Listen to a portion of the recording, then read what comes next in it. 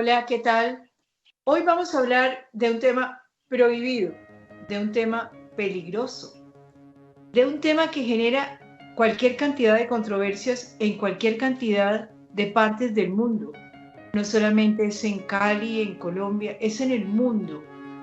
Un tema que nos genera una mirada ancestral, una mirada al presente y una mirada al futuro. Un tema que golpea cantidades. Vamos a hablar de el cannabis o popularmente de la marihuana. Y todo lo que genera esa sola palabrita es peligroso. Pero yo necesito tener aquí un experto. Aquí no vamos a hacer elucubraciones ni vamos a dar opiniones, no. Vamos a hablar con un experto que nos pueda decir realmente todo lo que hay alrededor de la marihuana, del cannabis. Ustedes y yo vamos a aprender y vamos a aprender del doctor Álvaro Zuluaga, biólogo, que quiere hoy compartir con nosotros su conocimiento y su experiencia. Álvaro, muchas gracias por estar aquí. Gloria, un lindo día para ti. Muchísimas gracias por la oportunidad que me das de compartir parte del conocimiento que tengo sobre esta planta. Y bueno, lo más importante es que las personas que nos acompañan hoy en tu programa pues se lleven información clara, precisa, coherente también sobre este tema que hoy en día es tan lleno de controversia.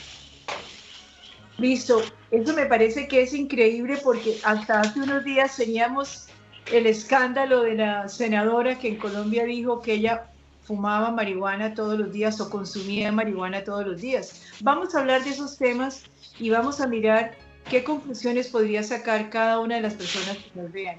Pero Álvaro, ¿quién es Álvaro Zuluaga? Empecemos por allí. ¿Quién es Álvaro Zuluaga? Bueno, Gloria, antes que nada soy un ser humano que está en una búsqueda permanente de ser una mejor persona cada día, de fortalecer mi corazón también para que cada día que llevo a cabo este ejercicio de acompañar procesos terapéuticos lo pueda hacer de una manera con la mejor disposición posible. Es claro que si tú estás bien puedes ayudar a los demás, si tú no lo estás pues difícilmente puedes dar la mano. Entonces constantemente estoy en ese propósito de trabajar mi ser interior, mi conciencia, mi corazón. Me gradué como biólogo de la Universidad del Valle. Me especialicé en la parte botánica, pero actualmente me dedico al servicio y el servicio específico en salud. Acompaño a personas que están buscando recuperar su salud, su bienestar, todo enfocado desde lo natural. Esa es la razón por la cual, a raíz de una situación personal que viví en temas de salud también, pues me conecté mucho más con la planta, estudié mucho más la planta de cannabis. Y esa experiencia personal me permite hoy en día compartir conocimiento con personas que están buscando el cannabis como alternativa terapéutica, con profesionales de la salud que también cada día quieren aprender más también y quitar ese estigma negativo que le han dado a la planta. Y bueno, no solamente es el cannabis, son muchas otras herramientas que coloco también sobre la mesa para que las personas que están buscando tener bienestar pues lo tengan, se les facilite llevar a cabo ese proceso. ¿Por qué estudiaste botánica? A ver, estamos hablando, tú eres un hombre de 40 años, ¿qué edad tienes más o menos? ¿Te puede Ya, preguntar? gracias, ya voy entrando a los 50 casi. Bueno, un hombre de 50 años que hace 30 años o hace cuánto estudia botánica, es decir, biología. ¿Cómo así que esa carrera no era ni llamativa, ni producía plata, ni nada? ¿Cómo la estudias, Álvaro? ¿Cómo te decides por ella? Bueno, yo creo que puedo decir que la botánica la estudio desde la infancia. Siempre estuve muy conectado y sentía mucho placer y disfrutaba mucho el estar en el campo, ir a la finca, estar en el río, estar en contacto con la naturaleza. Y en el momento de elegir una carrera sentí que era la biología quizás la que me iba como a llenar esa, o a conectarme o a fortalecer esa pasión. Hoy en día intento Pero, a ver, precisamente, interrumpo allí. ¿En tu casa sí, no te dijeron que se iba a morir de hambre?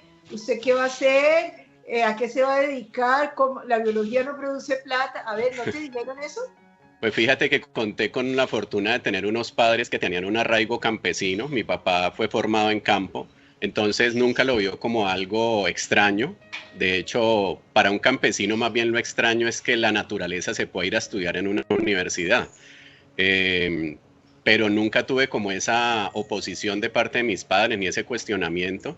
Entonces Sí. conté con fortuna en ese sentido.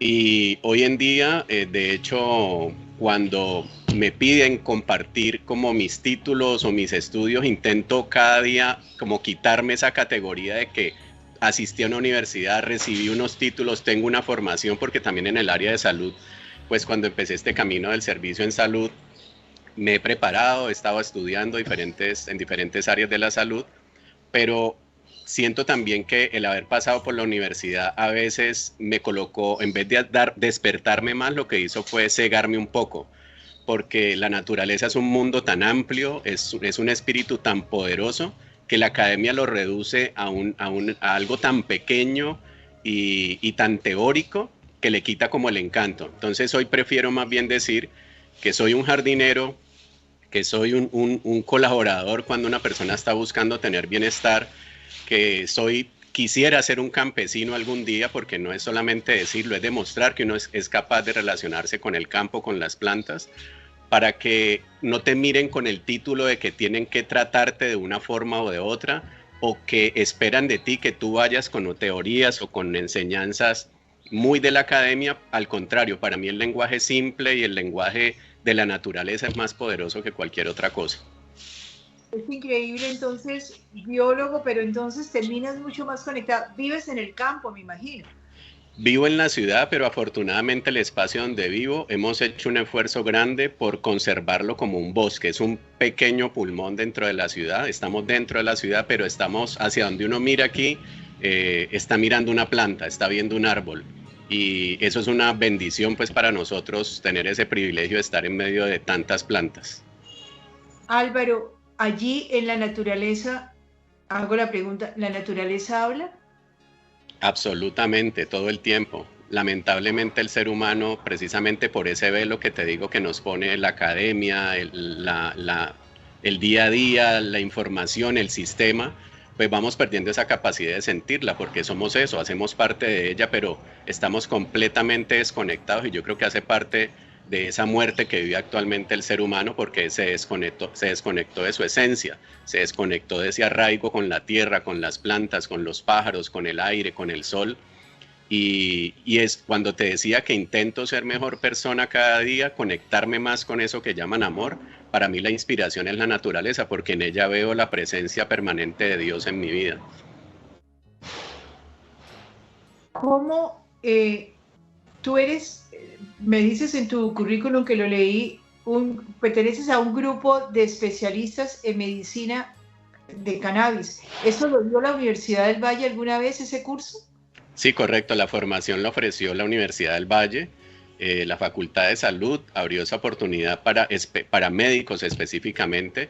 Por la formación y la experiencia que en ese momento yo tenía, la universidad permite que yo haga parte de ese grupo, y nos formamos un grupo de 20 personas. Creo que, si no me falla la memoria, tal vez 18 eran médicos, tal vez 2 solamente no éramos médicos, no teníamos formación en medicina, pero fue la primera, yo creo que fue la primera oportunidad que se abrió en Colombia para formarse en algo que hoy en día le llaman endomedicina o medicina canábica.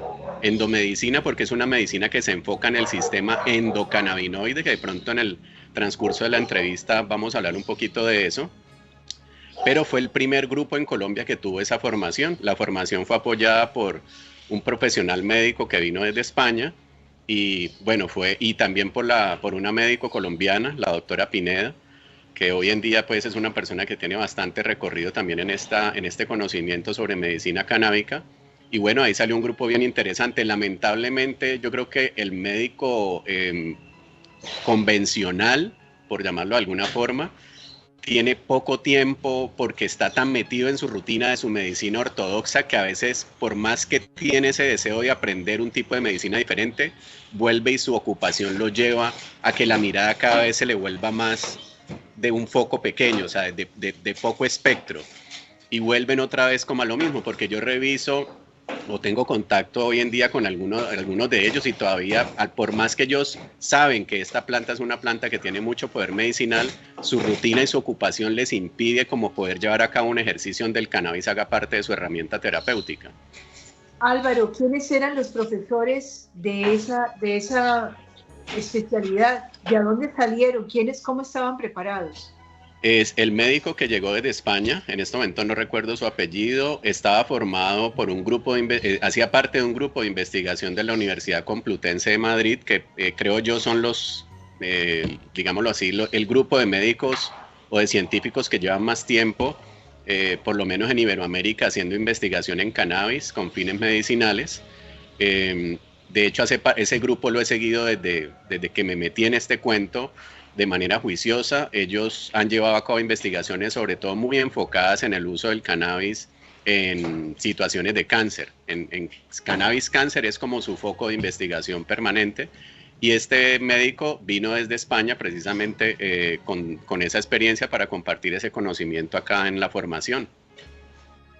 Bien atrevida, entre comillas, la Universidad del Valle que se lanzó a ese programa. ¿Eso fue hace cuánto, Álvaro? Yo creo que eso ya fue alrededor de unos 5 años tal vez. ¿Y no lo han repetido? No lo han repetido y la Universidad del Valle perdió como ese impulso que tuvo y permitió que hoy en día nos cojan ventaja, porque ya Antioquia y Bogotá y Cundinamarca en sus universidades han venido implementando las formaciones y los cursos en cannabis medicinal. La universidad dejó eso ahí como en el tintero. De ese grupo también hubo una iniciativa y se conformó la sociedad, lo que llamamos en su momento la Sociedad Iberoamericana de Medicina Canábica, donde este médico español hacía parte del grupo, pero hubo poca, digamos que el empuje lo dimos más quienes no estábamos en la carrera de medicina, y los médicos por sus ocupaciones poco tiempo le dedicaron a esto y la sociedad quedó como dormida, o sea, no tuvo realmente la fuerza que esperábamos y se quedó también ahí como en el tintero. Entonces valdría la pena que esto también sea como un llamado a que los médicos que están en esta línea en la cual se trabaja con el cannabis como herramienta terapéutica, pues haya un propósito también de unirse para que esto sea tenga una visión colectiva desde la medicina. Álvaro, pues el cannabis forma parte de la naturaleza y ha estado siempre. ¿Cuándo se lo empezó a descubrir? Es decir, primero tuvo el tinte negativo y ahora se le está redescubriendo o valorando el tinte medicinal. ¿Cuándo el cannabis o la marihuana empieza a llamar tanto la atención de los investigadores? ¿Cómo es un poco la historia? La historia es la que conozco yo, Gloria, es la siguiente. La cannabis o el cannabis es más bien la planta medicinal más antigua que el hombre conoce, la más antigua. De hecho, hay registros y antiguo imperio chino. Si revisamos los libros de medicina del antiguo imperio chino, ahí estaba el cannabis como parte de su vademecum. ¿De dónde es la marihuana originaria? Ella es originaria de Medio Oriente, ¿sí? Todo lo que es Oriente, Medio Oriente, de ahí es originaria. Luego la planta empieza a viajar por todo el mundo. Dicen que llega a América a través del movimiento de esclavos que llegaron desde el África acá y con los viajes de Europa que se hicieron hacia la América del Sur. Ahí llegan las semillas hasta América del Sur.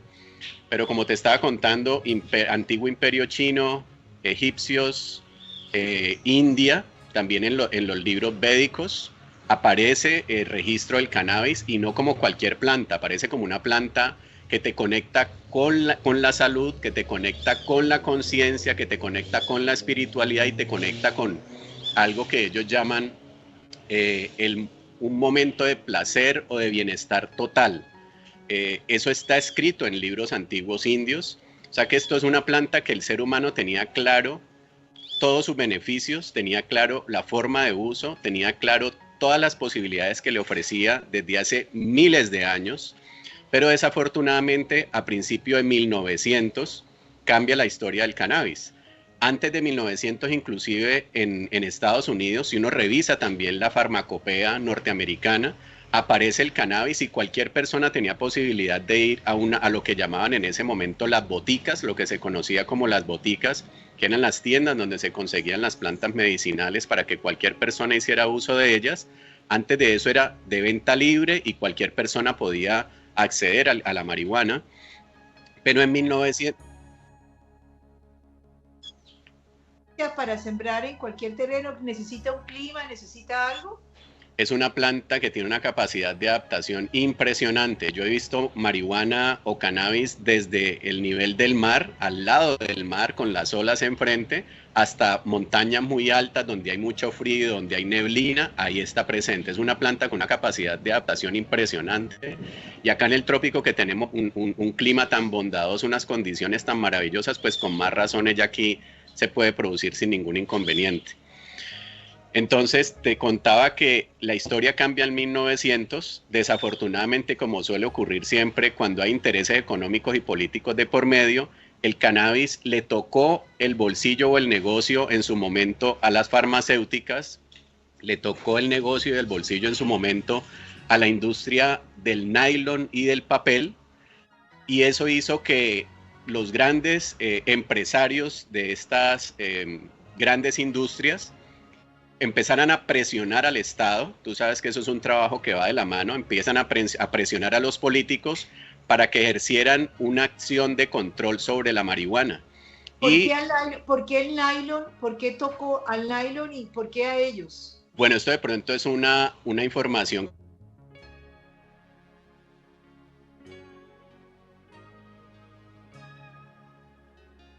El cáñamo es la fibra de la planta de la marihuana, de una variedad de la marihuana. Entonces, esa fibra de la planta en su momento se utilizaba para hacer los cabos de los buques, todas esas cuerdas con las que los barcos se amarran para sacar el papel. Tal vez el papel de mejor calidad que existe en el mundo es el papel elaborado con la fibra del cannabis o del cáñamo. Entonces, estaba tocando esas dos grandes industrias, quitándole clientela a la industria farmacéutica y quitándole posibilidad de negocios a la industria del nylon. En su momento era la DuPont, que todavía es una empresa pues que maneja el nylon sintético, y ejercen una presión muy fuerte para que los políticos empiecen a imponer un impuesto para que toda persona que quisiera acceder al cannabis, tal cual como está ocurriendo hoy en día, Gloria, que el ejercicio es métale un impuesto.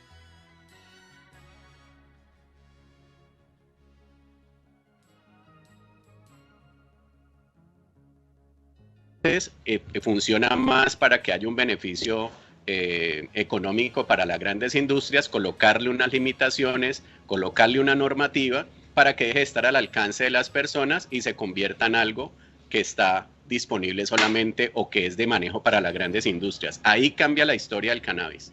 Vamos a continuar ahora después de comerciales.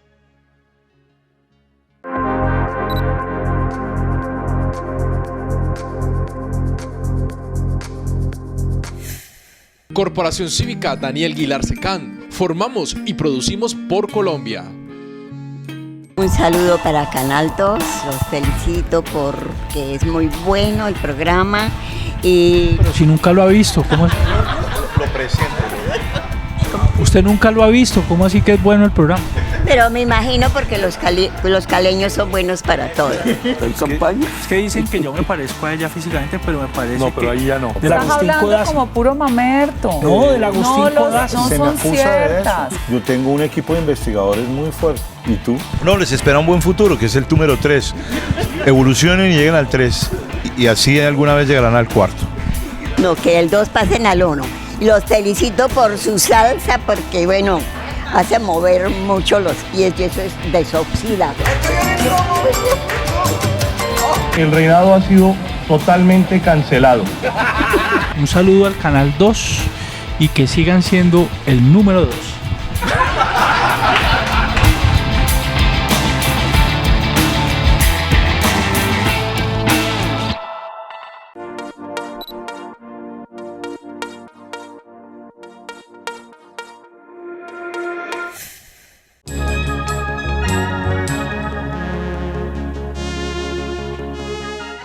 Álvaro, es apasionante esa historia, apasionante. ¿Cómo va a ser?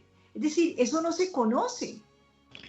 Desafortunadamente, la historia que la gente conoce sobre la marihuana, sobre el cannabis, es la que me tocó escuchar, por lo menos a mi generación, cuando los papás nos decían, al parque no vaya porque allá en la esquina están los marihuaneros. Y eso a mí me daba hasta miedo. Yo, cuando a mí me decían, allá están los marihuaneros, yo decía, no, pues están los monstruos, los malos del barrio, me van a hacer daño. Y con ese estigma nos quedamos, que la marihuana es pecado, que la marihuana es negativa. Bueno, ya estoy entendiendo la parte económica, listo, pero ¿por qué la parte negativa? ¿De dónde viene el estigma y la satanización? Es que imagínate que en ese momento, cuando se ejerce la presión para que el Estado, esto empieza en Estados Unidos, empieza el control sobre el cannabis, vino una campaña absolutamente agresiva contra la marihuana, y a nivel de televisión y comerciales y publicidad, se publicitaba que la marihuana enloquecía. Se publicitaba que el hombre de la casa que llegaba y consumía marihuana, lo que hacía después era coger a su esposa y a los hijos a golpes, lastimarlos, agredirlos, y esa fue la campaña de publicidad que se manejó en su momento. Claro, la gente, ¿qué pasa en la gente? ¿Qué pasa en el colectivo? Todo el mundo se llena de miedo. Dice, esa planta es la planta del diablo. Y desde ahí empieza el temor y entra a ser clasificada dentro de las drogas de tipo 1, donde ya tocar cannabis significa ir a la cárcel, y entró como está la cocaína hoy en día, o como muchas otras drogas fuertes. El cannabis entró a esa lista de prohibición y luego lo copia la Comunidad Europea, y de ahí en adelante ya cannabis significa delito, cannabis significa pecado, cannabis significa vicio, cannabis significa adicción. Cambió completamente la esencia, la naturaleza de la planta, y se convirtió en lo que la gente hoy en día ha escuchado, que es la planta prohibida. La satanización viene de la parte de Estados Unidos. Esa publicidad era vendida ¿por qué? ¿Por la gente que estaba necesitando dinero, quería hacer negocio? Sí, eso lo gestionó el mismo gobierno. El gobierno, bajo presión de los grandes grupos económicos, empieza con esa campaña de desprestigio contra la planta de cannabis. Qué vaina, qué vaina. Y entonces fue satanizada y todavía sigue siendo satanizada. Y la parte sanadora, la parte de salud, ¿qué pasó con ella? Bueno, solamente hasta los años 80, afortunadamente, un médico de origen búlgaro llamado Rafael Mechoulam, que es considerado el padre del cannabis medicinal, el profesor Mechoulam, que se radicó posteriormente en Israel, se convierte en el hombre que saca nuevamente a la luz las grandes bondades de la marihuana. Destapa toda esa información, abre nuevamente esos libros antiguos, e inspirado en esa información empieza a dedicar su investigación de manera muy juiciosa al estudio del cannabis medicinal y a entender por qué esta planta podía tener un efecto benéfico en nuestro cuerpo. Y es Rafael Mechoulam en sus investigaciones quien descubre algo maravilloso, y fue algo que te mencioné hace un rato, y descubre que nuestro cuerpo tiene un sistema cannabinoide, o un sistema que produce principios activos que él denominó cannabinoides. ¿Y por qué los llama de esta manera? Porque al estudiar la planta de cannabis de manera muy juiciosa, se da cuenta que esta planta es una farmacia completa, y entre los principios activos que ella produce unos principios activos denominados cannabinoides, que cuando él compara los que produce nuestro sistema cannabinoide con los que produce la planta, prácticamente eran idénticos. Quiere decir que nuestro cuerpo comparte maravillosamente esa coincidencia con la planta de producir unos principios activos que tienen una función muy poderosa en nuestro organismo. En la medicina convencional, por el tabú contra la marihuana, si hoy en día tú hablas con un médico que no se haya tomado la tarea de investigar un poco sobre el cannabis, eso era un tema censurado en las facultades de medicina. Hablar de marihuana, eso era prohibido. Cuando se hablaba de marihuana, entraba en el capítulo de sustancias prohibidas, drogadicción, adicción, etcétera, pero nunca se habló de la marihuana como una sustancia que actuaba dentro del sistema, o en el sistema más importante que hoy en día la ciencia está investigando a más profundidad, que es el sistema endocannabinoide. Bueno, se nos acabó el tiempo, pero no el tema contigo, por favor. Se nos acaba este programa, por favor. Interesantísimo encontrar a un experto que nos pueda hablar del tema. Vamos a continuar la próxima semana, por eso los invito a que nos sigan. Álvaro Zuluaga nos está diciendo qué es la marihuana y su historia. Muchísimas gracias, que la pasen bien.